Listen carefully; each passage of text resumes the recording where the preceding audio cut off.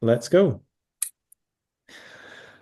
Hello and welcome to episode 206 of the ANF podcast from the ANF Network with me, Scott Casson-Rennie, himself, Alco. Hiya. I'll say it because he's got the giggles for some reason. I don't know I why he's was got just the because giggles. I was amusing myself by pulling faces at the camera. Okay, cool. Yeah, yeah. You do you. Yeah. You do you. Oh dear And me. tonight we're joined, if you're watching us on the YouTube On or the something internet. else, yeah, on the internet, we're joined by Anna Webster, who will introduce herself shortly. So, yeah, welcome everybody. Nice to see you. Hello. Hello, great to be here. Great to Cool. have you. So tell Yeah. us about yourself, Anna. Tell us who you are. Come on. Yeah, first of all, thanks very much for inviting me. I've listened to this podcast over time and I'm very excited to be on it. Well, So, You say that now. You let's say manage that now. expectations. Let's please.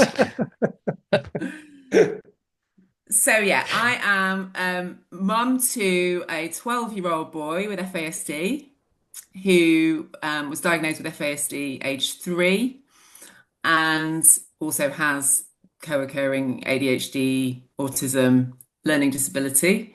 Um, so common combination apart from the learning disability, maybe. And I'm also a coaching psychologist and trainer.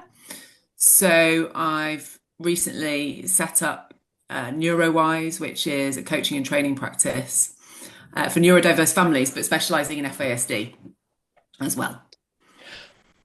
Hmm. Busy. Very busy. Already I have lots of questions. Okay. I was a very curious child. So a diagnosis at 3 for a child with Mm. FASD. Scott, I'll ask Scott first. Scott, is that normal? Why do you come to me for the Because proper things? He's the we resident ha expert. we had No, this don't say conversation things like beforehand. that. No, no, no, no, no, no. No, I'm definitely You not. you If my are you husband was wash. here, that would be the resident Yeah, Irish expert. I know, but he's no fun. You're fun, right? It's true. So like I don't know what you do with FASD Island, but surely you must be in charge of something that makes you I some sort of I expert. twiddle knobs and I tweak things and I type and I yeah. Careful, we'll have And to put a warning yeah, I on the mean podcast. let's be honest, it is young. It is absolutely young to get a diagnosis. However, if the evidence is there, Oh, then that's kind of where that comes in useful, isn't it? Because there's so many children, young people, adults who um, may be suspected to be living with FASD, but actually it's one of those things that they can't actually evidence by saying, well, alcohol was consumed during pregnancy. So, Absolutely. We did know that alcohol was consumed during pregnancy. hmm, We knew absolutely nothing about FASD, like most people. yeah. And the social worker said, oh, well, he didn't present with fetal alcohol syndrome at birth because he didn't have facial features, which actually he does Mm, have facial features to some extent. So that was wrong. The whole thing was wrong. yeah. Um, but so we knew that he was exposed to alcohol and we had that evidence, but Yeah. we didn't, we knew nothing otherwise. And so we've Mm, been on a big journey and a lot of it is involved being really determined that that's what it is. yeah. And that's what I'm quite passionate about as well for families. Mm, Um, you need to be so assertive about it, which is really difficult, but can just really help. I think so many professionals and medics don't know about it and just deny it. We went to see a pediatrician who tried to send us down the autism route and basically said she didn't believe in it. yeah. So luckily my partner's really, really good at like just taking, not taking no for an answer in that way and just asked to see someone else. We brought like a massive file, we're both researchers, and we took this massive file of info about FASD and basically went, this is it. It is FASD. And that's what you have to do because otherwise Yeah. people just, I you love know, that you said you say bought it's big, not. massive files as well. It's like, okay, Yeah. you're probably the pediatrician's worst nightmare to walk in with all this evidence Well, and say, quite yeah, possibly. yeah. Quite possibly. But Yeah. Here. you have to do what's right for your child, don't you? That's Well, the exactly. end of the Yeah. day. Yeah. And for Yeah. us as well, because my other big passion is that if you don't parent a child with FASD through an FASD lens, then my God, I don't know what would happen. I mean, clearly for some families, it gets really, really challenging without that. without that Mm, understanding. And it's massively challenging for us mhm. and has been hugely over the years, really difficult and traumatic at times. But without that understanding of FASD, it Yeah, would be a lot harder. I yeah, can say that for sure. You know, it makes all absolutely. the difference to have that lens. Yeah, So yeah, so basically it was all through us kind of going, this is what it is, and then we lucked out by seeing a geneticist who had knowledge as well, who understood a bit about it and asked about things that, you know, people don't normally know about. So yeah, yeah. yeah. Uh, And I suspect that this is quite a common journey for most parents and people living with FASD, that, that's not believed, because your experience is exactly what we heard. Pediatrician saying, well, let me measure his eyes. No, he doesn't have it. Yeah. You So know? frustrating, isn't it? And we were like, yeah, well, actually, we think he does have it, and we're not trained in it, but the evidence is all there, and blah blah blah. So I think it's oh, Al, you look like a mole without your glasses on. Put your glasses back on, love. Um, I, thank I you. think You make I me feel think good that about myself. anybody who's picked up this podcast, this episode, and has just listened to that little snippet will just totally agree with what you're saying, Anna. Has to be said, you know. Yeah. I mean, just the fact that someone said, "Oh, I don't believe in it." It's like, it's just, it's like Yeah. it's not an issue of faith. It's, Yeah, I'm not sure she it's, actually used those total words, but she basically pretty much said that. And yeah, yeah. you know, you have I've, to sort of be so like it's such a fight, isn't it? And that's Mm, what families talk about, this absolute battle and fight all the way with services and stuff. And it can be difficult to sort of, you know, not doubt yourself, can't it? And go, you know, because it's so hidden and so yeah, yeah, stigmatized. yeah, it's pretty absolutely. grim. Um, so I'm intrigued about, I mean, I guess there's a really common theme across the podcast around all of the issues that we sort of touch upon or people come on and talk about is this kind of this there's a real strong theme of over keen amateurs, people who sort of find themselves thinking, oh, like I'll get there's something not quite right with my child. You know, if I say that in the not in any sort of negative sense, but there's things aren't how I thought they would be, or there's kind of these underlying conditions, and then that is the start point of this journey for people. That eventually they discover that there's just this lack, and that they need to fill that gap. And is that sort of part of your story? Interesting question. I think there's a mixture of motives for kind of setting off on this journey to basically make my career focused on it.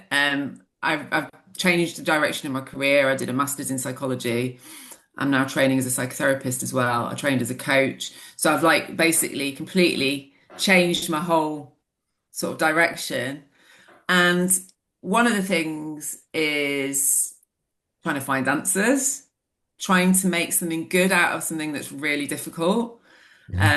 You know, a lot of adopters, including us, you know, come to adoption after, you know, experiences of loss, and difficulty. And, you know, then you've got the challenge of FASD. So it's trying to make something positive out of it. But also, yeah, they're just ridiculous. I mean, I've kind of calmed down a little bit now, but for a while I was just like, it needs shouting from the rooftops, and sort of would bang on to anyone that would listen, which isn't actually necessarily very productive, you know, to just kind of, you know, be too angry about it. But basically, it was just like, this is insane that this is one of, you know, it's more common than autism. Once you understand it, you see it Mm. everywhere. You know, drinking 41% of pregnancies, you know, that's probably an underestimate. You know, there's not great figures, there's not a prevalent study for the UK, but still, it's clearly very common. And the lack of awareness and the sort of denial of it. I mean, it's denial, isn't it? It really is. And the more I Mhm. understand about psychotherapy and psychoanalysis and stuff, the more I understand that it's too painful. It's you know, it's too personal and painful for people. It's one of those truths that's too hard to bear for a lot of people. If you know what I mean. It's very personal, isn't it? And people start Yeah. thinking about their own mums, their own families, and all that kind of stuff. So I understand more why now people are kind of resisting it and in denial about it and stuff, and why it's so hidden. But still, there's a massive need. There's a massive need. There's a massive gap to fill. And also, I just got really fascinated by it. I'm just really fascinated. So, particularly the neuroscience of it, the brain stuff. I'm just a bit of a just geeked out on that. I do a lot of, of my own research. Hit Google, and I'll be found at all hours looking at neuroscience. So that's just me. No, no, that's great. I was going to ask a question, but I'm watching Scott to make sure he's not got questions because he always sends me these really curt texts that say "Let me talk." So I'm just Well, I mean, pausing. I'm just listening to Anna there, and obviously, different country, same issues, but different numbers, which is really interesting because there's no prevalence survey. There's never been a prevalence thing done here. It's all estimates, and in Ireland, 7.4% of the population are apparently living with FASD, according to the Health Service Executive. But interestingly, you just mentioned there, the percentage of people who've said that they maybe drank during pregnancy, and it's 82% here, which is massively high. And I'm just, it kind of 82%. 82%. That I is didn't the know health that. service executives estimates or estimates. Word. I don't know whether that's an estimate or whether they've actually been able to clarify. All the figures I quote today are actually from the government health service. It's not me just making up figures, just to be very clear, Well, in case somebody's someone's been listening. training today, haven't Yeah, they, Scott? exactly. Yeah. And I was training this today, don't you know? So, um, but so the figure that you said there, I mean, for me, that's quite low, but it's Well, it's not. just one figure. At Yeah. 41% is one figure that was found. Yeah. And Mm. different figures get bandied around, don't they? But And, and yeah. and this is the thing, where are we getting these figures from? Because Mm. that's a big thing, isn't it? It's all very well saying 82% or 41%. Um, but it's still staggering that, It's a lot. because It's a that, lot. that that and what I guess I'm off on one now. I'm off on one. You have to Oh, weigh me in. oh, But, I think the biggest issue here really is people thinking that it has to be somebody who perhaps has an addiction issue. Um, and we know that it could just be one drink, it could be two drinks, it could be a dozen drinks. It doesn't really matter. It's where you are in that stage of your pregnancy as to how it affects your child and how it kind of manifests. So I guess that whilst it says 82%, the roulette wheel will dictate where that lands in terms of the babies that are born. The roulette wheel, and also the complexity of genetics as well, where Mm.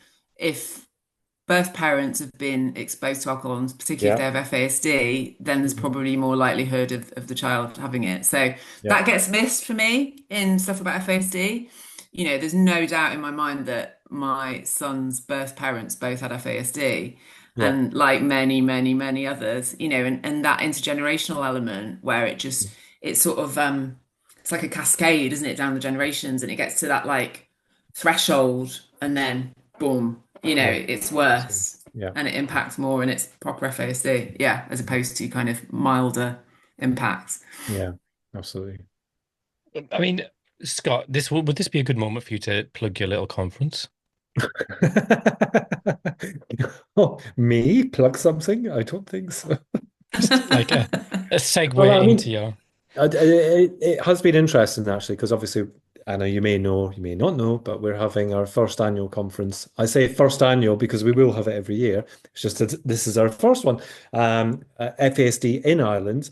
So it's an introduction to bring people together, and bearing in mind over the last 4 years in FASD Ireland's life, we've trained people from residential care to social workers to foster carers because there is nothing here. There is literally nothing here. Nobody has this knowledge.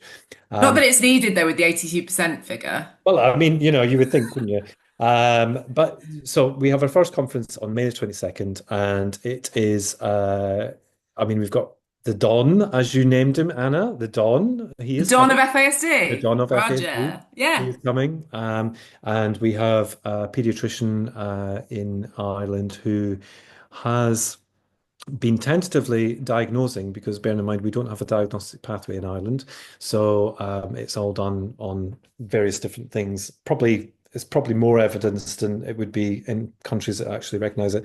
And we have someone coming along from the HSE as well, which is the Health Service Executive, which is equivalent to the NHS. We've got lots of different breakout sessions. So we have somebody called Al Coates running one about something or other, I can't remember. We've got an NVR in education one. We've got sports services in one. So there's lots of different things going on. But 22nd of May, fasdireland.ie/conference, and you will find out more information. And I tell you, it's going to be a good one. But then I always put on a good conference. So, Amazing. What you've done with FASD Island, I've only seen it, virtually through socials and everything, but it's mm, amazing. I What know, a massive achievement. huge, like bigger than we could have ever imagined. But it speaks to the kind of the act this latent need that no one, it was like an itch that no one knew they had to scratch. Mm. That, and when you see the figures, it's stark that crikey, this makes sense of so much stuff that's going around. But anyway, we're here to speak to Anna Webster. Well, of And I course have we a are, but you asked me, so I Well, said. I know, and I'll put all the details in the show notes. And one of these days, you'll let me plug something I'm doing, but we'll not do that now because that would upset you. Um, You know what crikey, somebody said to me today? what? Does ANF stand for Alan Friends Podcast? Excellent. I'm going to write that down so I don't forget. Friends. Al Yeah. and friends. Well, yeah, but so where do you fit into all that, Scott? Well, I don't know. I'm a Neither. lowly just support act, I think. Yeah. But anyway, Well, yeah. yeah. And you sent us like just a little bit of bump through, which was very helpful. Any future guests that really appreciate a little cheat sheet. Um, Yeah, it is. we're such slackers. Just one side of A4 is One side, fine. yeah. We can deal with Couple of that. pictures just to Absolutely. pad it Yeah, out. That'd be yeah, great. I was really interested actually what you were writing because you were talking about therapeutic parenting, and I guess if you're coming from and I guess we all come from this adoption soup, the murky primeval soup of adoption, and therapeutic parenting is sort of hardwired into that adoption, contemporary adoption. And I'm intrigued to kind of see your take on kind of I'm not sure, traditional therapeutic parenting or kind of conventional therapeutic parenting, maybe a better way of saying it, and how it then interplays with FASD and whether it works, whether it doesn't work, does it scratch the itch? Does it scratch the itch? Interesting. That could be the strap line, couldn't it? Scratching the itch Right, I'm gonna write that down with as well. I'm gonna write a lot of things down. I'll write I'm that sure down. there's many places that have that as a strap line. scratching the itch with Neurowise. So you've done your plug, Scott. I'll do Who's mine. the Yeah, I Um, do. Well, that was Scott was at the clinic this afternoon, weren't you, Scott? Scratching that itch. I've got a cream and some antibiotics. It's good. So yeah, through Neurowise, which is this coaching and training practice that I'm now running with, I'm collaborating a lot at the moment with Rebecca Govan, who was very recently on your show. She Um, was.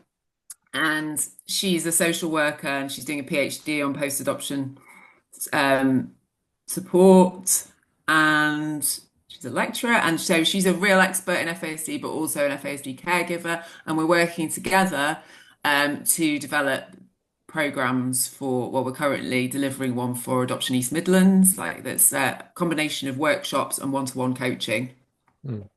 Oh, And I also deliver one-to-one coaching separate to that, so regular either weekly or monthly coaching. Because I did some research on the wellbeing needs of FASD caregivers, which showed this need for this kind of therapeutic coaching approach. And it also showed that FASD caregivers are so overwhelmed. They've forgotten they've even got needs of their own. I mean, that was a finding from our research. The idea that they've even got needs is like, what? Never mind, satisfying those needs and meeting those needs. And it's such a relentless job, isn't it? FASD caregiving. I know, Scott, you'll know about that. Like, it's just because you have to, because of the brain difference, it's like you have to be this co-regulator and co-integrator with them. You have to constantly give them attention, constant validation, constant everything. It's just absolutely relentless. Mhm. And the caregiver's needs can just get completely lost. And partly, I think, because of the difficulties with self-regulation and sense of self and stuff in FASD, that sort of knocks onto caregivers as well. So caregivers start feeling like they're losing themselves, they're losing their sense of self. So all this, anyway, from my research, gave me this real determination to do more for caregivers. I've also worked on Specific, which is, I don't know if you know much about Specific, you've probably heard of it. It's the program at Salford University. It's research into the first parenting program for FASD, basically, in the UK at least. I think there's been one Oh, in yes, I New have heard of it. Zealand, but yeah, it's like it's really pioneering, and Raja is involved. He's one Of of the course. co-investigators, of The course. Don. The Don. Don. He's everywhere, isn't he? He's, And a team at brilliant team at Salford, Hmm. um, are heading that up, and it's hopefully going to get funding for the next stage. Anyway, so I've been involved in that as well, and through all that, I've got this passion for helping caregivers because it's hardcore, isn't it? Yeah. One mum on one of the programs that I ran for Specific actually said it's you could do it for me, Al. But she said it's something else. I can't do it. I'm not going to try. No, you were I tempted. nearly did, didn't I? But yeah. She just went, it's something else. And I was like, that's a quote. It is something else. It's wild, wild, hardcore parenting. Hmm. I've got this slide that I use for the program, which is like this man with this built buff man pushing a rock up a hill, and that's like what it is for me. It's like it's so hard and challenging, Yeah. and Yeah. if caregivers aren't supported, it's like the scaffolding that the kids need. The caregivers need it too. Caregivers need to be scaffolded Hmm. Mhm. and supported, and that also has a massive knock on for the kids. Yeah. If the caregivers are completely beleaguered and feel like they're losing themselves and, just have none of their needs met, then it makes it all so much harder, doesn't it? Obviously. Mhm. And when the kids are kind of very dysregulated, let's say, and being very challenging with aggressive and violent behaviors, etc., it's so much harder if you're at the end of the tether yourself and feel like Hmm. a non-person, if you're totally Yeah. like absolutely overwhelmed and consumed by it all. Do you know what I mean? So anyway, your question I haven't really answered, which was about Well, therapeutic parenting.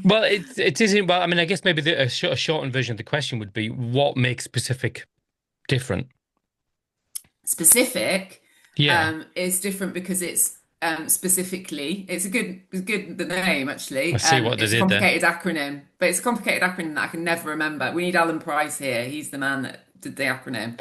Just make it up; And it'll be fine. it's something like Salford Parent. Anyway, whatever. It's for the Salford Parent something. And it's basically a good name because it is specific to FASD.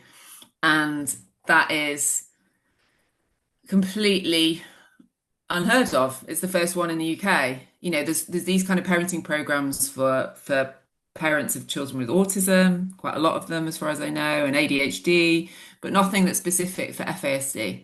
So that's what specific is. It's 7 sessions, looking at targeting different brain areas that are affected, and also with that element of self-care as well for caregivers, helping caregivers.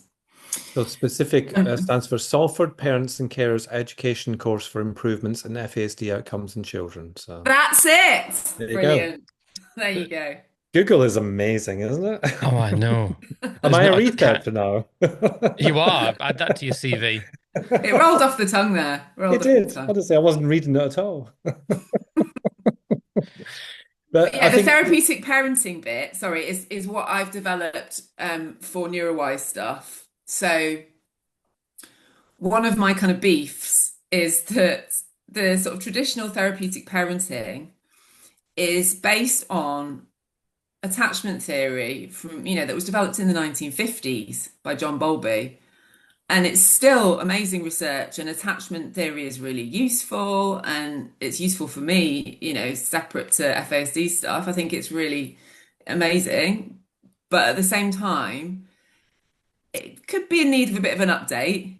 That thing where it's like 1950s, things have changed. And the main thing about it as well is that it's only focused on post-birth. There's no acknowledgement of the period that we're actually formed. um, Right. so we're trying to reframe that to acknowledge that prenatal brain differences may well basically cause attachment difficulties. Mm. And there's no, as far as I know, there's very little, if no research really on that. But it seems through talking to people like Cassie Jackson as well, who had the FASD Centre for FASD, and other people about this, it seems quite obvious really that prenatal changes to the brain probably shape attachment.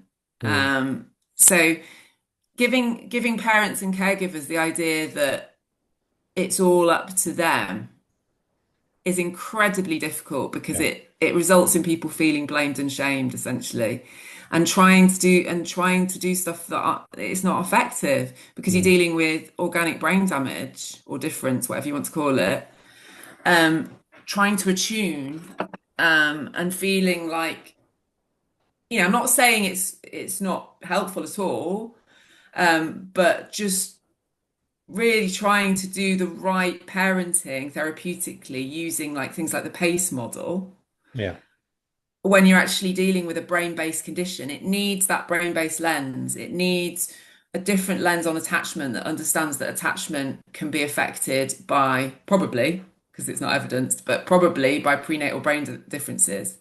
So, for example, if I give an example, and I wrote a blog about this recently, my son will absolutely freak out if you think when you go to the toilet, for example. So if we're at like a skate park or something, and I say I'm going to the toilet, he's like, "Will you come back?" And I can't believe it. He's 12. He's been with Mm. us since he was 9 months. He was with one foster carer before that. So his attachment isn't too disastrous post-birth. Obviously maybe, there's effects there, but he really thinks that we're going to vanish. One time he came running out to the car when I went to get my car coat from the car. He was like, "I thought you were going to drive off." Um, the other day we had a joke about it. We were at the car wash and I said, "Mate, I'm going to have to go into the booth and pay." And he was like, "Will you come back?" I was like, "What am I going to do? Mm. Sleep in the car wash booth?" And we laughed. We had a laugh about it, but like, It's a really interesting idea, though, isn't it? Because, like, as you were saying there, it feels like it's you see people who sort of have like a medical condition, and they're investing all of their hope in healing in quackery, or in something that is just never going to fix it. Mm. And it feels like, are we reaching a point where we need to think about, this child has got a brain injury and they're living with a their neurodiversity is organic. Well, it's not organic. There's a physical difference. Yeah. So no matter how much pace you use, you're not going to affect that. And the sort of the foundation of therapeutic parenting is that you are you are creating a healing environment. And actually, we're saying that we're not going to heal you. We can't Mm. heal you. it's absolutely spot on that. And I think that's what people find really difficult. And that's totally understandable because it gives that sense of hope, doesn't it? That sense of we can heal these kids. We just need to heal these attachment wounds or whatever you want to call it. And there's that hope, which I really get that. I really get that. But for me, it's not a hopeless thing to accept FASD. To accept and parent through an FASD lens actually can be really hopeful because you're actually playing to strengths. You're accepting something rather than struggling against it, and that's the model that we're using as well for the coaching is this acceptance and commitment therapy, which is that idea that struggling against it ain't going to work, and it's just going to make everything so much more stressful. Um, and people are going to feel loads of shame and blame. And like when you mentioned the PACE model, I think there's good stuff in that. Yeah. And, there's elements of that in what we do, but it doesn't factor in the extremity of emotion dysregulation for one. So, if your kid's like spitting in your face and calling you a B word, being playful, accepting, and curious and empathetic, isn't it? It's not always that easy, is Yes. it? I can see you're angry right now. Yeah. Okay. I wonder if. I wonder if maybe. Yeah, no, the wonder if is massive. Is a massive thing that needs adapting for FASD, because that comes from like psychotherapy stuff as well. That kind of I'm wondering if blah blah blah, and it winds. Certainly, my son, it winds them up no end. Yeah, It it just does. can't bear it. Mhm. Maybe you're feeling like this. They need explicit, because of language differences, because of different receptive language abilities and stuff. They need it to be much more direct. It's not to Yeah. say that talking about feelings, we name feelings, Yeah. but we go, oh, feeling, or oh, surging feeling, or or use a sign or something. It needs adapting. Just Yeah. that sort of wafty wondering. He's like, Bleep there. Yeah. Fill in the blank. Yeah, but I think actually what well, I mean, to me, as a parent of somebody with FASD, one confirmed, one not confirmed, and the other questionable. Um, there's so many, like you're pulling from all these different parenting models and trying to find what fits best for you. And people looking in probably thinking, oof. I mean, Al's met my kids, all of them, and Yeah. they're lovely. They are really lovely. They're genuinely Lovely lovely. lads. I But he's mean, also seen he's also seen some sides of them that, you know, are questionable, let's be honest. less Um, pleasant. yeah, exactly. But the way and one of the reasons, one of the major reasons that I get on so well with Al and Mrs. C is because they don't judge my parenting style. oh, Because I that's a do massive thing. privately.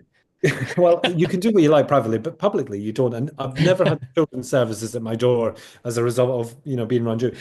But I think, if the world was more open to this acknowledgement that actually, it's the same with education, isn't it? Not sitting at a desk facing the board. I was going to use colors. You're not allowed to use that anymore, are you? But when you're using an interactive board and stuff like that, that doesn't fit for every child. Nor does a parenting style that has fitted for years and years and years gone by, Mhm. because we're now aware of these conditions that exist. Mm. And it's not necessarily the fact that the child's just a naughty child. It's because they have a condition that they can't do anything bloody well about. So we Mm. have to pull on all these things that work for us. And you've actually kind of reaffirmed for me, Anna, tonight that I'm not doing anything wrong by, trying out these different things that work for my children. Yeah. Absolutely. But Yeah. and it can be hard. You have to be quite assertive about that, Mm. because there can be a lot of shame in parenting differently. People feel like, oh God, what are people going to think? And there is a lot of judgment, because people don't get it, people don't understand. Mm. It's so hidden. People, it's a really different kind of parenting that's needed often. Um, so yeah, on that attachment thing, sometimes, and we're finding this in the program that we're delivering at the moment, some really better results from not necessarily being in close proximity all the time. Sometimes when there's emotion dysregulation, the child actually needs some time to cool down by themselves. Mm. Or like for safety reasons as well. Being in close proximity isn't great. There's a Mm. need for change of face. So some of that attachment stuff is like really needs that updating. Mm. And when you say that, Scott, about for your parenting, I just hear it time and time again. People feeling it's brilliant when they're around people like Al who Yeah. get it and who don't judge, hopefully.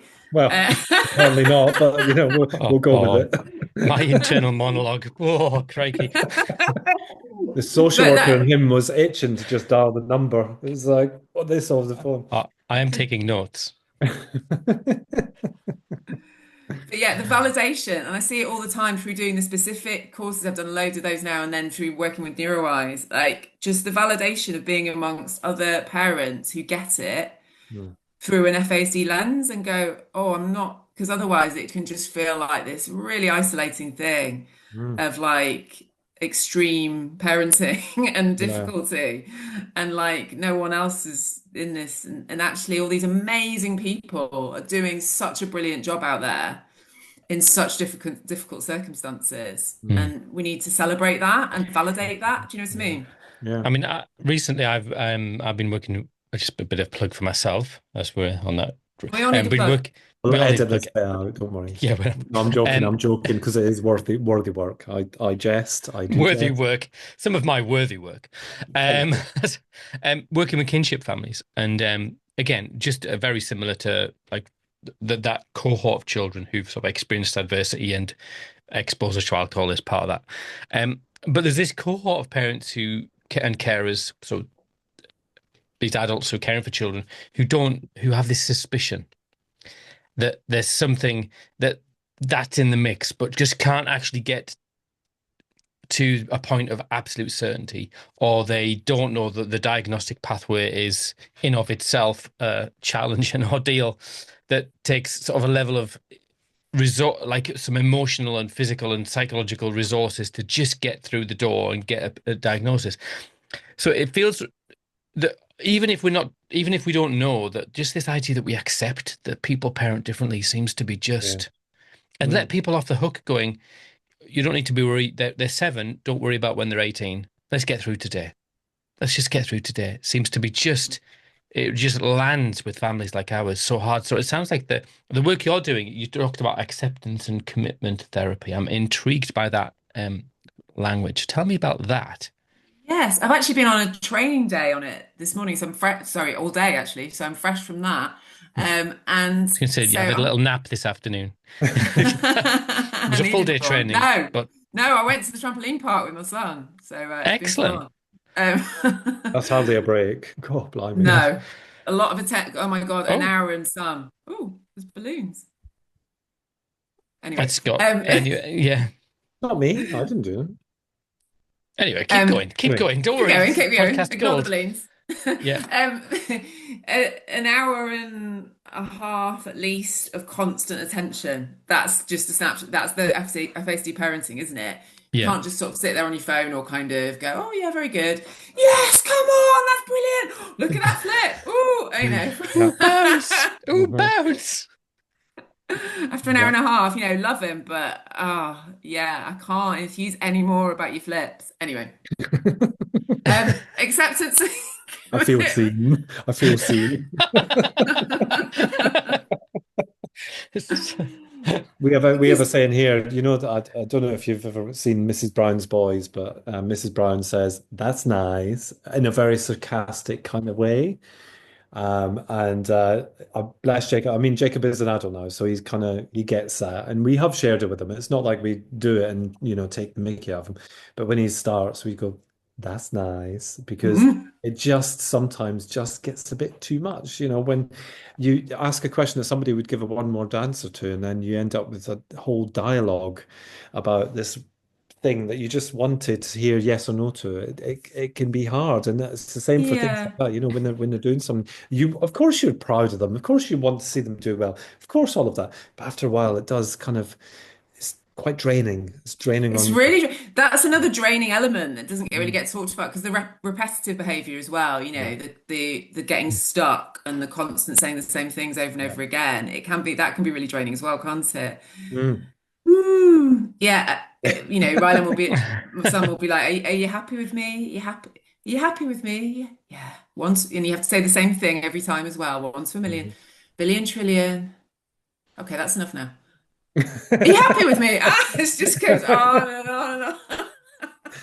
Oh dear. Yeah. Anyway, yeah, Yeah. But acceptance and commitment therapy. yeah, Want me to talk about that? So yeah, yeah. basically, it's an amazing approach that has actually been, there's been some, I don't think research fully, but some like people have been working on it for FASD in Canada. I watched a video about that. So people are doing stuff on it for FASD already, but it's also, there's been trials for it for parents of children with autism. There was one at Manchester University that found it was really effective. And one of the great things about it is that it targets some of those areas that people with FASD find particularly challenging. So it's about psychological flexibility, and we just talked about that thing of getting really stuck. I mean, cognitive rigidity is such a thing in FASD, isn't it? That stuckness Hmm. and that black and whiteness as well. So it's very much about being more flexible, being sort of both and, if you know what I mean, more middle ground. Loads of areas that are challenging FASD. It's growing capacity in those areas, and it's also combining acceptance of feelings and thoughts, which is another thing that's really hard in FASD. For parents and children, or is it For just parents and children? children. Oh yeah. Oh, the idea of this is that it's like a parallel track. The Neurowise programs that we're doing, the big idea is that it's a parallel track. It's a dual focus. So Right. it's for caregiver well-being and children with FASD well-being. And if you target the caregiver's well-being, they can then hopefully pass that on as well in accessible ways to the children. Yeah. So it's for both. It's literally for both. Which is quite a new way of doing it, I think, and so far is proving effective. But People. yeah, another Sorry. thing about sorry to No, but no, no. acceptance Go and for it. commitment is that combination of accepting thoughts and feelings, and that acceptance that we talked about as well, like the idea that if you accept it, actually things can change more as well if you stop the struggle. And accepting thoughts and feelings is really hard because we all avoid that, don't we? We all avoid the difficult feelings. But in FASD, you can't really avoid the difficult feelings because they are massive and you're living with them all the time, and that it's just impossible. Well, if you try and avoid them, it doesn't go very well. So, No. Hmm. what are you going to do? It's Hmm. really difficult to avoid, isn't it? That's the Yeah. thing. It brings you up against yourself. My friend once said it's like, on a positive note, it's like you've got therapeutic gains, through like having to live through this. Anyway, the other side of it is values based, committing to values, and values being what's important to you. So it's identifying what's important to you, and what's meaningful, what gives you meaning and purpose. And I love that about it because for caregivers who are feeling like they're losing themselves in this, Mm. what can feel like a nightmare at times, um, identifying what's important to them, both in relation to the kids, but also away from the kids. What Hmm. are their values? What's important? What gives them a sense of meaning and purpose, and vitality as well? So to sort of steer them, and to sort of think about what they need, so they're not just drowning in this. Mm. Yeah. Yeah. Yeah, I do find that very interesting because I think that I'm very conscious, as you're saying, I'm nodding and I'm agreeing and stuff, and I'm thinking, but what actually, as a caregiver myself, do I sit down and think about that? No, I don't. Of course I don't. And I think back to, throughout the years, I think all we wanted was to make sure that he was going to be as independent as he possibly could as an adult. Um, but not really thinking about what was it that was spurring us on to do that? What was it that we needed to get out of that? And I think that part of that is adoption as well, because you have all these kind of layers. It's not just FASD. It's the loss of their first families, it's being in foster care, it's being adopted, it's Mm. all that comes with that, bringing them up and, blah, blah, blah, blah. So you got all this sort of stuff. And I think that, for so long, personally, and this is just me speaking, and I'm sure that people listening might relate to this. It was all about the adoption side of it. It was all about what being adopted meant. It was about what being, neglected meant. It was about, all those kinds of things that narrative around the kind of the process of, the care experienced children, I guess. And now adding on all these layers, you kind of, as a parent or a caregiver, you kind of you're still focusing on that, and then you're putting all these layers on and not really thinking about actually, there has to be a time where, as a parent, carer, caregiver, whatever you want to call yourself, that you say to yourself, actually, you are enough, you are doing your best, but there is nothing else apart from, it's a little bit like adoption in that respect, until you're in your own tribe. It's really hard to know if you're doing well, if you're doing not so well, what tips and hints and blah blah blah. And speaking to you tonight, Anna, we've had many people who've been on here talking about FASD over the years, but actually this is, in my head, I can relate to everything that you've said so far, which I think can only be of benefit to people. I'm, I'm not bringing up a child with FASD anymore. I'm parenting an adult with Mm. FASD now. So it's a little bit different. Believe me, that's a lot different. But Mm. the elements are still the same. We still have to deal with stuff in the same way. I still have to help him with money management. I still have to help him with, being clean, brushing his teeth, all that sort of stuff. It's still all there, but it's with an adult. So, this kind of research will really help for the future. It's not helping very many yet, but it will do in the future, Mm. because that's what we need to do. We need to, we need to find these kind of guides to help. Yeah, and the adult thing as well is a whole other ball game, isn't it? Oh, The contact program me that will anytime. I'm happy to help you through it, honestly. Yeah, the program we're doing at the moment is different ages, and that can, some are teenagers, some are children. It does obviously with the dysmaturity element as well, which is that Mm, big thing that doesn't get realized, that has to be realized, it has to be understood. The dysmaturity, that, the half age principle, it is real. Sometimes I can't believe it. I can't believe, because also it's really confounding, because at times my son will seem like a 30, 20 odd year old, you know yeah. Yeah. aggressive, Hmm. Yeah. I'm sure you know what I mean. And then at other Well, he knows. times, He knows. Yeah, we know, I yeah. don't want to, Don't need to 18 flash do going an on back. 45 impression. at the I minute, don't, he's older than me actually in real life, but yeah, yeah. mm. And then it's at other times he's like, he's like he wanted teddies for his 12th birthday. He's so young. He's so Yeah. young. And Hmm. until we recognize that as well, these kids need so much nurture and so much parenting as if they're younger. Yeah. And then ongoing, like you're saying, Scott, when they're adults, Hmm. my God, that's a whole other ball game that we need programs Mm. about as well.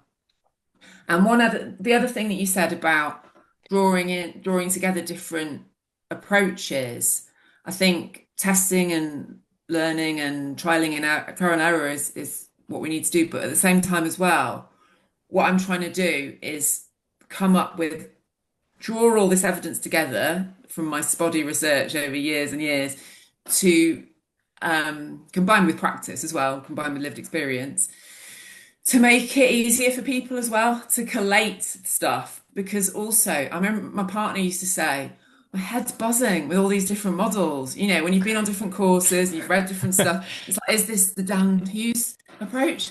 And when you're in the middle of like a massive emotional dysregulation episode, you're like, I don't know what to do. Should I say this or that? Or, Yeah. it's I should like have really just let them kick the confusing. shit out of me. I don't, Well, you don't know, do you? You just don't know at mm, that point in time.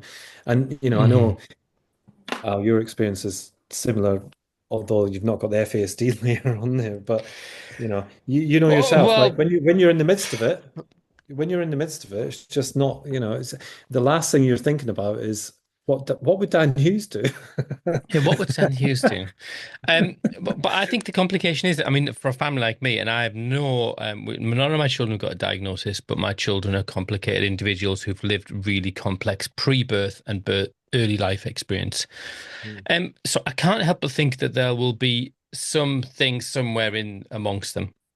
Yeah. Um, Especially and so as I you have think, 50 of them, and the prevalence is quite high. So, oh, Scott, so 6 o'clock this morning, I got a text off one of them, right? yeah. So this is, and that is the key thing. One of them saying, "Dad, this is my new number." Oh God. So I sort of messaged back and went, well, I presume you're one of my children. Give me a clue. And then it was like, and the typical child, it was like 4 hours later, there was like, it's your favorite one. I went, oh, Oh, not even. oh. So we got ourselves, yeah, but it was all fine in the end. Yeah. So, How many but it kids have you just, got, Al? um, 50. let me say, no, I've got 6 children in law. 6. Yeah. Um, Poor, but poor I You kids. look just, very fresh-faced. What's going That's on? because, well, because most of them have left home now. Most of them are adults. So I've got one 13-year-old who's like just 13. Um, but in terms of the stuff, it just feels like that we want to be able to take people like these different, like a buffet of different ways of doing stuff, don't we? But all of Yeah. them having the same underpinnings, that kind of like compassion and empathy, that they all are built on this. And I've just done my Churchill Fellowship, which is about supporting families.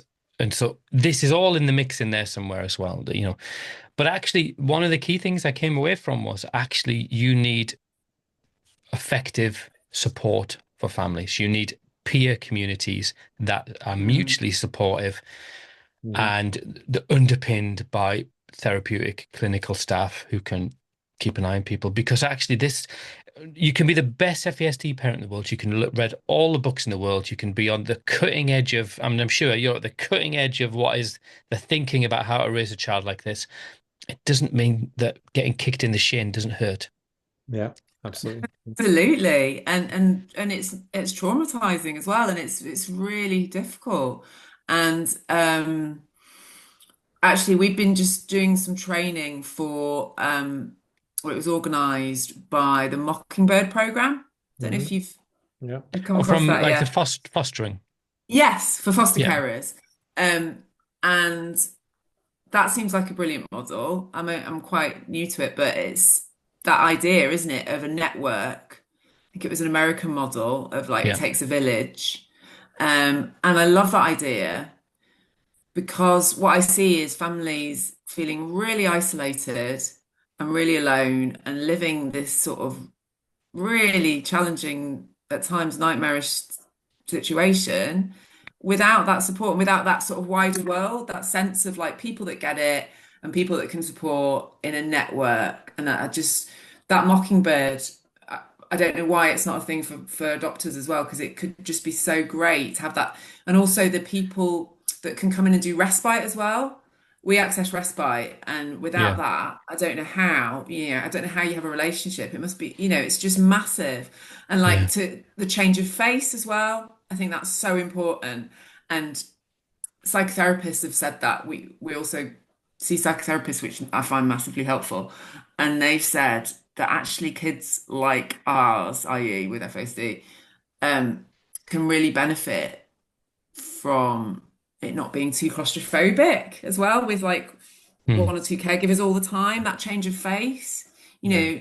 when, like in a school, isn't it? You change it yeah. up. It's a different. It's like it cleanses the palate almost. It's a different flavor. It's the same message, but it's a different voice. And I think that actually the Mockingbird. This is a few years ago, and it may be pre-COVID, but I'm sure I got a message off someone because I think we'd mentioned Mockingbird, and someone said, "Oh, there's a community of adoptive parents that are trialing this." In what I can't remember where, so I'll not say. I think it was in Um, Hertfordshire. I'm sure it was in Hertfordshire.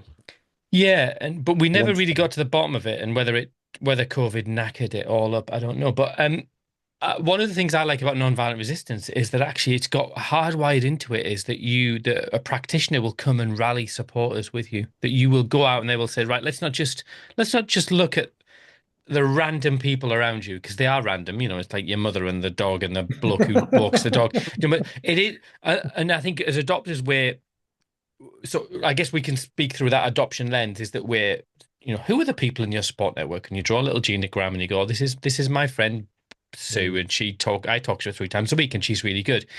6 years down the line, Sue's gone. You know, Sue's like had a way and off. And so it's kind of saying, well, let's pause. What do you need? And let's go and find them. And actually sitting people down with a therapist, with someone or a practitioner and saying, actually, what would really help is this. And this is what's really going on in the household. And I'm here to validate that as a professional. And on a really tangible level, they would really help you just to listen. Or that change of face is one of the things I often talk to people about. Like we all have people in our lives who we can ring and say, come to the house. And all they need to do is just bring themselves. They don't need to talk to my kids. They are a breath of fresh air. They bring calm and peace when we're all about to murder each other. Anyway, you're the guest and I'm preaching here. And it's a really interesting thing. I think when you're saying that as well, I think it's complicated as well, accessing help, because it's quite vulnerable to do that. Do you know what I mean? To say we need help, please, it takes assertiveness again. It takes that ability to connect with people and go, could you, come round? Could you do this? Asking people to help. It's a whole thing in itself. It's a skill and something that can be challenging in itself. Without, again, that guilt and shame that goes with saying, I'm really struggling. I mean, I'm just kind of saying, hypothesizing. I'm really struggling. I need help. I'm not a bad parent, blah, blah, blah, blah, blah, blah. And that's really hard. And, I remember the first time that kind of we admitted that we were struggling with the physical side of things with our youngest, I guess. And it was actually as a result of Al that I kind of said, because he was doing all these things in CPV. Oh, I'm dead canny. Yeah. And he started to talk about it a little bit, and I was like, "Oh wow, it's not just us." And I think it took me a bit of time, but eventually, I was able to say, "Actually, do you know what? This is us as well." And we're really struggling to deal with it because it's not something that you're trained on. Nobody trains you how to deal with a child who's beaten 7 different colors of poo-poo out of you, and to then be able to reconnect with them afterwards. Because that's really important as well, isn't it? Because then you've got the care aspect and all that sort of stuff, and it's really hard. And I think, I mean, it happens in all parenting. We know that, in terms of the violent, aggressive behavior. But I think that when you've got all those layers on it, it can get progressively more intense. And I'm just very grateful, touch wood, that my young person realized what he was doing and he decided to make a change because he's a stubborn little shit. Well, so he decided he wasn't going to do that anymore. So, but also, was it also because you were parenting through an FASD lens? Well, maybe. Yes. Because nobody knows what that looked like, 5 years ago. So. Well, no, I mean, I know you, and I can say that actually it was that I remember having conversations with you where you'd kind of come to some really clear revelations in terms of actually the way you were, and I'm sure you won't mind, I know you've said it before, but the way you were interacting with him was just through a kind of a totally neurotypical lens, in that, go and do this now. And then he wouldn't. And you'd be then shouting and he'd be frustrated. And then you would just get, it was the whole system it wasn't that you were doing anything wrong. And it wasn't that he was just doing the best he could. Absolutely. Yeah. And the minute you stepped back from that and started parenting differently, absolutely, you saw a huge reduction. And then he came to that revelation. Life changer. Life-changing. Life changer. Absolutely. That's it, isn't it? Life changer. Like, wow. Yeah. Yeah. I mean, I often quote you when I'm doing training, Scott. Well, but that example, I know you give that. You've given me. I hope I get credit for it. Well, not a financial credit, so don't build your hopes up. I'm happy to remove that anecdote from my repertoire with pleasure. I was going to say about the support as well is I think that like you look at us three sat here talking, and we're not people who normally would have to ask for help, and that's another thing. It's a change of role. You know, I've never asked for help in my. I'm not like that. Just I get, but comes a day when you go, actually, you need to help. You need help. Yeah, I need help, and that's like, oh, that's a. So there's all kinds of things going big on in thing, me that are, massive thing. Yeah, yeah. absolutely. Yeah. We're all Yeah, functioning adults. yeah. I'm aware of the time, and I promised a child I would watch telly with him. That's like a really rubbish way to end a podcast. But can you tell us that if people wanted to find out more about the work that you're doing with the Neurowise, or maybe join one of your programs, because there'll be people banging on your door now, where can people go and what can people do? Yeah, so I've got a website, neurowise.org, and there's a contact form on there. Excellent. So just fill in the form on there, or you can just email me at anna@neurowise.org. Oh, right, I shall write that down as well. Anna at neurowise.org. Yeah. And then That, yeah, for any professionals as well, there's different pages on there that you can find out about training for professionals as well. oh, it's very exciting. Um, Scott, any final questions? No, this has been a revelation because I feel like I said earlier, Anna and I have been chatting online for some time, but not in any great kind of depth. So this has been absolutely eye-opener. Um, and I'm sure that we will definitely engage with Definitely. you in the future for our lovely little Emerald Isle, because I feel like Oh, this is definitely a thing. So Yeah, um, I'd love to know, I'd love to connect more and know more about what both of you are doing. Yeah. oh, wow. I mean, I'm more relevant because FASD, but yeah, I mean, yeah. feel free to connect with Al as well. Yeah, that's fine. Yeah, I'll take that. I'll totally on Do that. you know what? It's funny. It is funny because I've realized over the last couple of months that my life is less adoption now and more FASD. And I think part of that is the role that we're doing here and blah, blah. Um, but I think that if we look at if we were ever looking at statistics and we were to have a free pen to do what we wanted to do in terms of funding to be able to investigate, I think we would find that definitely in adoption and fostering and kinship, there would be a lot more children who are living with FASD than we actually realize. Because, I mean, that's just my personal opinion, but I feel like if we had a checkbook to be able to write checks to do that research and do diagnosis and do all that sort of stuff, I think it would be fairly common. So I think that, probably Al comes in contact with more people who are parenting FASD than we would know Yeah. about. Yeah. And, uh, it's just, I think FASD in Ireland, we're starting to see a lot of biological parents who have brought up their children, Mm, but they are living with FASD. mm. And it's And it's it it's and it's the spiky profile and the hiddenness of it as well, isn't it? It's just so hidden, particularly around the cognition levels. And I sort of see it through a particular lens because my son has actually got a learning disability, which is relatively rare.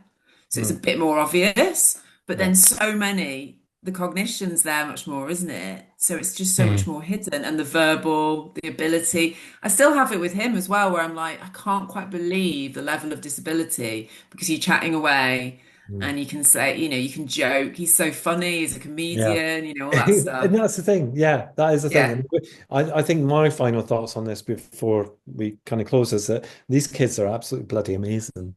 Yeah. For all their little foibles and all their behaviors and all that sort of stuff, they are absolutely amazing. They're lovable. I love them with all my heart. I genuinely do. I can say that with, despite the bruising that I experienced, despite the verbal abuse that I get sometimes, all that sort of stuff, they are the most amazing kids. And if they're parented through the FASD lens, I feel like that's Anna Webster's little tagline, parent through the FASD lens. As well as scratch the itch. Well, I mean, you Yeah. can use that if you want, but that's being used other places as well. So, but Yeah.